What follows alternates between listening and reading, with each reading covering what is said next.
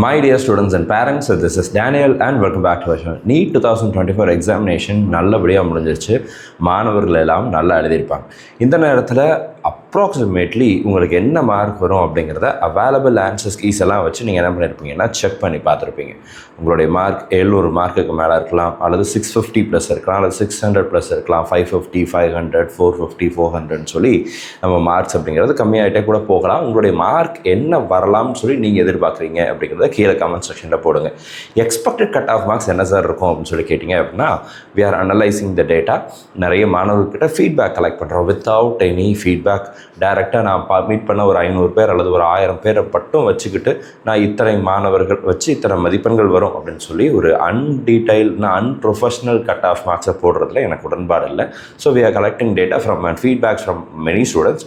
உங்களுடைய மார்க் என்ன வரும் அப்படிங்கிறத கீழே கமெண்ட் செக்ஷனில் போடுங்க. அப்ராக்சிமேட்டாக நீங்கள் எவ்வளோ வரும்னு சொல்லி கால்குலேட் பண்ணியிருக்கீங்கிறத கீழே கமெண்ட் செக்ஷனில் போடுங்க. ஸோ தட் அதெல்லாம் கலெக்ட் பண்ணிவிட்டு will make a detail video and most probably நம்ம கூடிய சீக்கிரத்தில் அந்த வீடியோ அப்படிங்கிறது போஸ்ட் பண்ணுவோம்.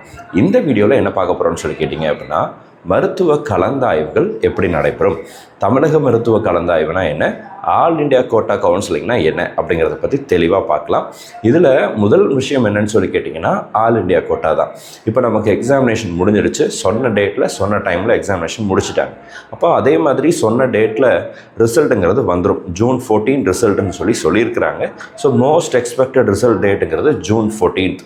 ஸோ அன்றைக்கி நமக்கு ரிசல்ட் வந்துருச்சு அப்படின்னா, ரிசல்ட் வந்ததுலேருந்து ஒரு 10 டேஸ்க்குள்ளே நமக்கு கவுன்சிலிங் ப்ராசஸ் அப்படிங்கிறது ஸ்டார்ட் ஆகிடும் ஆல் இண்டியா கோட்டாவில்.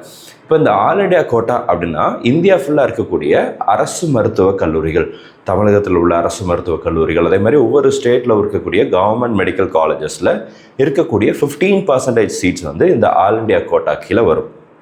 இந்த கவுன்சிலிங்கில் நீங்கள் பார்ட்டிசிபேட் பண்ணணும் அப்படின்னா இந்த ஆல் இண்டியா கோட்டா கவுன்சிலிங்க்கு செப்பரேட்டாக நீங்கள் ரிஜிஸ்ட்ரேஷன் பண்ணணும். Separate rounds will be there. கவுன்சிலிங்க்கு நீங்கள் தனித்தனியாக சாய்ஸ் ஃபில்லிங் அப்படிங்கிறத கொடுக்கணும். ஆல் இண்டியா கோட்டாவில் வேறு எந்தெந்த கல்லூரிகள் வரும்னு சொல்லி கேட்டிங்கன்னா, அரசு மருத்துவக் கல்லூரிகளில் இருக்கக்கூடிய 15% இடங்கள், அரசு பல் மருத்துவக் கல்லூரிகள் இருக்கக்கூடிய 15% இடங்கள், அதே மாதிரி இந்தியா ஃபுல்லாக இருக்கக்கூடிய எல்லா எய்ம்ஸில் இருக்கக்கூடிய 100% சீட்ஸ் அண்ட் ஜிப்மரில் இருக்கக்கூடிய 100% சீட்ஸ் அண்ட் இந்தியா ஃபுல்லாக இருக்கக்கூடிய எல்லா விதமான தனியார் நிகர்நிலை பல்கலைக்கழகங்கள், டீம்டு யூனிவர்சிட்டிஸ் எல்லாமே இந்த ஆல் இண்டியா கோட்டா கீழே தான் வரும். ஒருவேளை நீங்கள் ஆல் இண்டியா கோட்டாவில் பார்ட்டிசிபேட் பண்ணணும் அப்படின்னா, லாஸ்ட் இயரில் கம்யூனிட்டி பேஸ் பண்ணி ஜென்ரல் அண்ட் ஓபிசி இதை பேஸ் பண்ணி 1000 ரூபாய், 2000, 5000 ரூபாய், 10000 ரூபாய் அப்படிங்கிற மாதிரி ஒரு ரிஜிஸ்ட்ரேஷன் ஃபீஸ் அண்ட் செக்யூரிட்டி டெபாசிட்டுங்கிற மாதிரி கட்ட சொல்லியிருந்தாங்க. இந்த வருஷம் அஃபீஷியலாக வரட்டும், அதுக்கப்புறம் அந்த எக்ஸாக்ட் ஃபீஸ் என்னங்கிறத நான் உங்களுக்கு சொல்கிறேன். ஒருவேளை டீம்டு யூனிவர்சிட்டிஸ் நீங்கள் எடுக்கிறதா இருந்தால் 2 லட்சம் ரூபாய் செக்யூரிட்டி டெபாசிட் நீங்கள் கட்ட வேண்டியிருக்கும். இந்த செக்யூரிட்டி டெபாசிட்டுங்கிறது ரீஃபண்டபிள். இந்த 2 lakhs rupees அப்படிங்கிறது நீங்கள் கட்டுறீங்க இல்லைங்களா, இது ரீஃபண்டபிள். பட் கொஞ்சம் டைம் எடுத்து உங்களுக்கு ரீஃபண்டுங்கிறது வந்துடும். சீட்டு கிடைக்குதோ கிடைக்கலையோ உங்களுக்கு அந்த ரீஃபண்ட் வந்துடும். சீட்டு கிடச்சி நீங்கள் வேண்டான்னு சொன்னீங்கன்னா ரீஃபண்ட் வராது. இதுதான் இதுக்குள்ள வித்தியாசம், நீங்கள் புரிஞ்சுப்பீங்கன்னு நினைக்கிறேன். இப்போ இந்த ஆல் இண்டியா கோட்டாவில் 4 சுற்றுகள் இருக்குது. First round, second round, third ரவுண்டை நம்ம மாப் அப் ரவுண்டுன்னு சொல்லுவோம், ஃபோர்த் ரவுண்டை ஸ்ட்ரே ரவுண்டுன்னு சொல்லுவோம். அப்போது இந்தியா ஃபுல்லாக இருக்கக்கூடிய அரசு மருத்துவக் கல்லூரிகள் இருக்கக்கூடிய 15% இடங்கள், அரசு பல் மருத்துவக் கல்லூரிகள் பிடிஎஸ் காலேஜஸ் இருக்கு இல்லையா, அதில் உள்ள 15% சீட்ஸ் அண்ட் இந்தியா ஃபுல்லாக இருக்கக்கூடிய 100% சீட்ஸ் அண்ட் எய்ம்ஸ், ஜிப்மர் இந்த மாதிரியான colleges, AFMC and central universities இது எல்லாமே இந்த கீழே வந்துடும். அது கூட சேர்த்து பார்த்தீங்க அப்படின்னா இந்தியா ஃபுல்லாக இருக்கக்கூடிய 100% சீட்ஸ் இன் டீம்டு யூனிவர்சிட்டிஸ், டீம்டு யூனிவர்சிட்டியில் இருக்கக்கூடிய 100% சீட்ஸும் கவுன்சிலிங் மூலமாகத்தான் ஃபில் செய்யப்படும் அப்படின்னு சொல்கிறாங்க. இந்த கவுன்சிலிங்லேயே ஃபில் ஆகலை, அந்த காலேஜில் சீட்டு கவுன்சிலிங்கில் மூவ் ஆகலை அப்படின்னா மட்டும்தான் அந்த கல்லூரி நிர்வாகம் அந்த சீட்ஸை ஆஃப்டர் ஆல் த ரவுண்ட்ஸ், எல்லா ரவுண்டும் முடிஞ்சதுக்கப்புறம் ஸ்டூடெண்ட்ஸ்க்கு கொடுக்கறதுனா கொடுக்கலாம். இந்த வருஷம் என்ன நார்ம்ஸ் வருது, சுப்ரீம் கோர்ட் என்ன மாதிரியான ஆர்டர் கொடுக்குறாங்க, ஏன்னா லாஸ்ட் இயரே ஒரு கேஸ் போயிட்டு இருந்துச்சு. ஸோ அதனுடைய கேஸ் எல்லாம் எப்படி வருது, ரிசல்ட் எப்படி வருது, ஜட்ஜ்மெண்ட் எப்படி வருதுங்கிறத பொறுத்து இது மாறலாம். இப்போ தமிழ்நாடு மெடிக்கல் கவுன்சிலிங், இந்த தமிழ்நாடு மெடிக்கல் கவுன்சிலிங்கில் ஸ்டேட் கோட்டா கவுன்சிலிங்னு சொல்லுவோம். இதில் 2 விதமான கவுன்சிலிங் இருக்குது. ஒன்று கவர்மெண்ட் கோட்டா, இன்னொன்று மேனேஜ்மெண்ட் கோட்டா.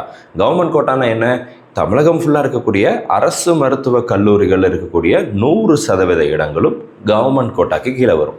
அதே மாதிரி தமிழகம் ஃபுல்லாக இருக்கக்கூடிய ப்ரைவேட் மெடிக்கல் காலேஜஸில் அந்த கல்லூரிகளினுடைய விதத்தை பொறுத்து, ஏன்னா அவங்க எந்த மாதிரியான காலேஜாக தங்களை ரெகக்னைஸ் பண்ணிக்கிறாங்கங்கிறத பொறுத்து 40% இடங்களோ அல்லது 60% இடங்களோ 50% இடங்களோ கவர்மெண்ட் கோட்டாக்கு வரும்.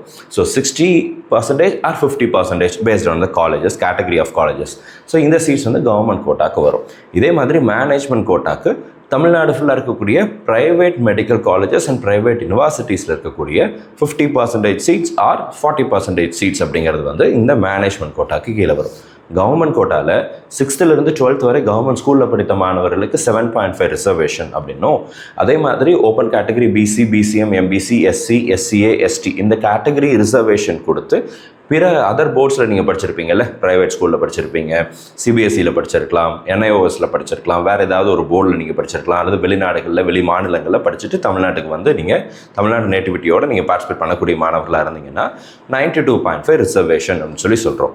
இந்த 92.5 reservation is available in government colleges as well as in private colleges and private universities. இது கவர்மெண்ட் கோட்டா.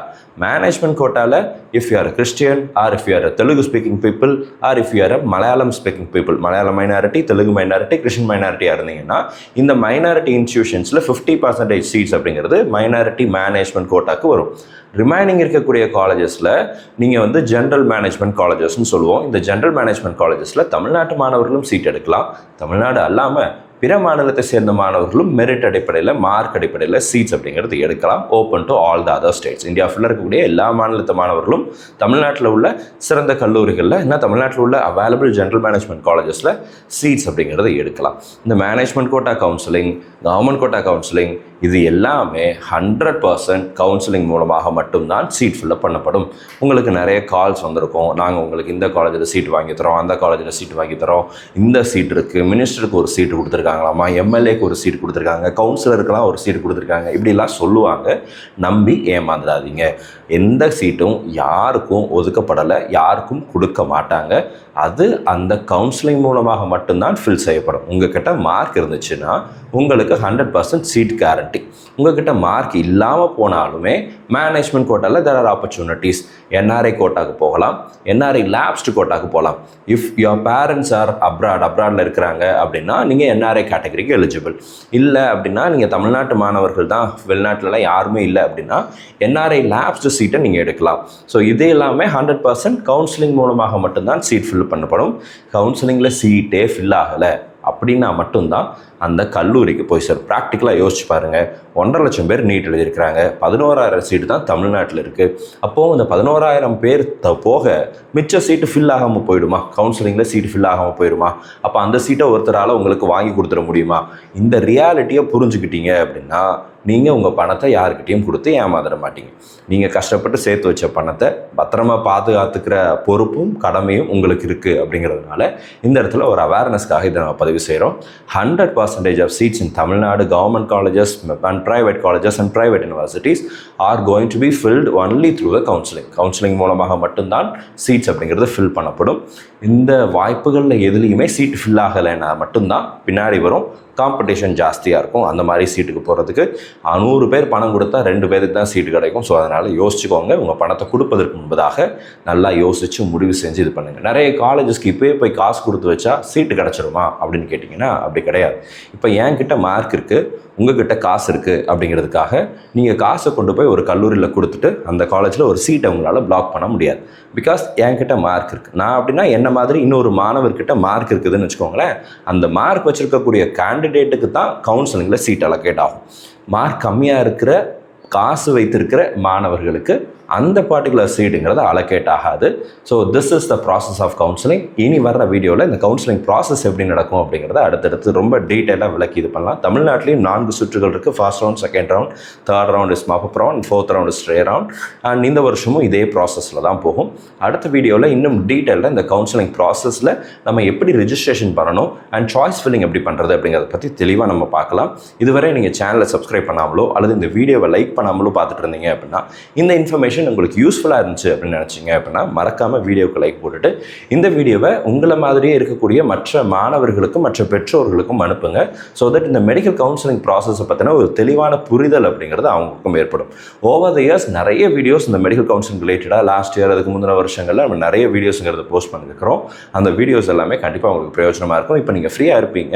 ஃப்ரீயாக இருக்கிறதுனால நீட் 2024 பிளேலிஸ்ட்டில் நம்ம நிறைய வீடியோ போட்டிருக்கிறோம். நிறைய கல்லூரிகளுடைய கட் ஆஃப் மார்க்ஸை பற்றி வீடியோ போட்டிருக்கிறோம். நிறைய காலேஜஸ்க்கு டேரெக்டாக விசிட் பண்ணி கேம்பஸ் vlog எடுத்து வீடியோ போட்டிருக்கிறோம். அதெல்லாம் நீட் 2023 அண்ட் 2024 பிளேலிஸ்ட்டில் நிறைய வீடியோஸ் அப்படிங்கிறது இருக்கும். கவர்மெண்ட் காலேஜஸ் கவர் பண்ணியிருக்கிறோம், ப்ரைவேட் காலேஜஸ் கவர் பண்ணியிருக்கிறோம். அந்த காலேஜஸ்னுடைய last year cut off marks என்ன, கம்யூனிட்டி ரேங்க் என்ன, ஜென்ரல் ரேங்க் என்ன, இதெல்லாமே டீட்டெயிலாக போட்டிருப்போம். இந்த ஃப்ரீயாக இருக்கிற டைமில் அந்த வீடியோஸ் எல்லாம் பாருங்கள். அண்ட் இதுவரை சேனலை நீங்கள் சப்ஸ்கிரைப் பண்ணாமல் இருந்தீங்க அப்படின்னா மறக்காமல் சேனலை சப்ஸ்கிரைப் பண்ணிக்கோங்க. பிகாஸ் அடுத்தடுத்து போடக்கூடிய எல்லா வீடியோஸும் உங்களுக்கு கண்டிப்பாக யூஸ்ஃபுல்லாக இருக்கும். All the very best and thank you so much.